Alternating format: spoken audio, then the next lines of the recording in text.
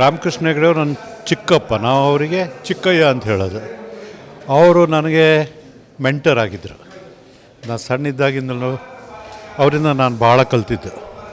ಒಂದು ಉದಾಹರಣೆ ನಿಮ್ಗೆ ಹೇಳಬೇಕು ಅಂದರೆ, ಅವ್ರು ನನಗೆ ಫಸ್ಟ್ ಒಂದು ಮಾತು ಹೇಳಿದ್ರು, give more than what you take. ಇಷ್ಟು ಅರ್ಥಗರ್ಭಿತವಾಗಿದೆ. ನೀವು ಸಮಾಜಕ್ಕಿರ್ಬೋದು, ವ್ಯಕ್ತಿಗತ ರಿಲೇಷನಲ್ಲಿರ್ಬೋದು, ನೀವೇನು ತಗೊಳ್ತೀರಿ ಅದಕ್ಕಿಂತ ಹೆಚ್ಚಿಗೆ ನೀವು ಕೊಡಬೇಕು.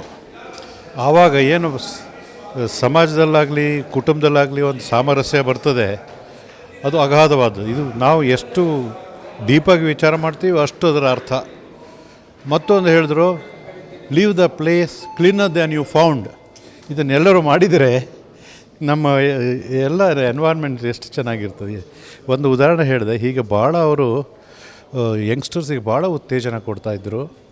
ಮತ್ತು ಬಹಳ ಕ್ರಿಯೇಟಿವ್, ಲೈಕ್ ಚಿತ್ರಕಲಾ ಪರಿಷತ್ತಿಂದ ಹಿಡಿದು ನ್ಯಾಷನಲ್ ಸ್ಕೂಲ್ ಆಫ್ ಲಾ, ಆಮೇಲೆ ಗೋಲ್ಫು. ನಮ್ಮ ಸ್ಟೇಟಿಗೆ ತುಂಬ ಅವರು, ಇಡೀ ದೇಶಕ್ಕೂ ಕೂಡ ಅವ್ರ ಪಾಲಿಸಿ ಮ್ಯಾಟ್ರಸಲ್ಲಿ ನಾನು ನೋಡಿದ್ದೇನೆ ಸಣ್ಣವನಿದ್ದಾಗ. ಪಂಚಾಯತ್ ರಾಜ್ ಅವರೇ ತೊಗೊಂಬಂದಿದ್ದಲ್ವ.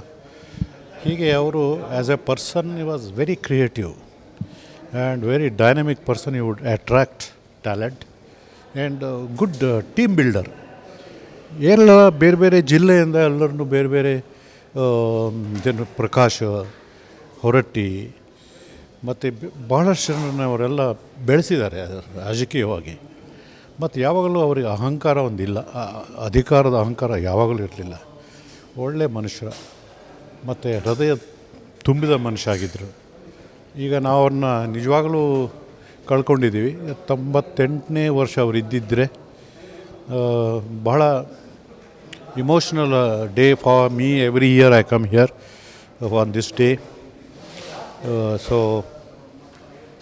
Let us pray for him on this day.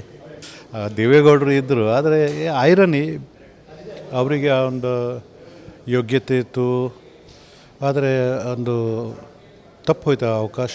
ಬೇರೆ ಬೇರೆ ಕಾರಣದಿಂದ, ಕುತಂತ್ರದಿಂದ, ಎಲ್ಲದಿಂದ ಅವರು ಆ ಒಂದು ಒಳ್ಳೆಯ ದೇಶಕ್ಕೆ ಒಂದು ದೇಶನೇ ಕಳ್ಕೊಳ್ತ ಆಪರ್ಚುನಿಟಿ ಅಂತೇಳಿ. ಆ ಸಂದಿಗ್ಧ ಪರಿಸ್ಥಿತಿಯಲ್ಲಿ ಇಂಥವರು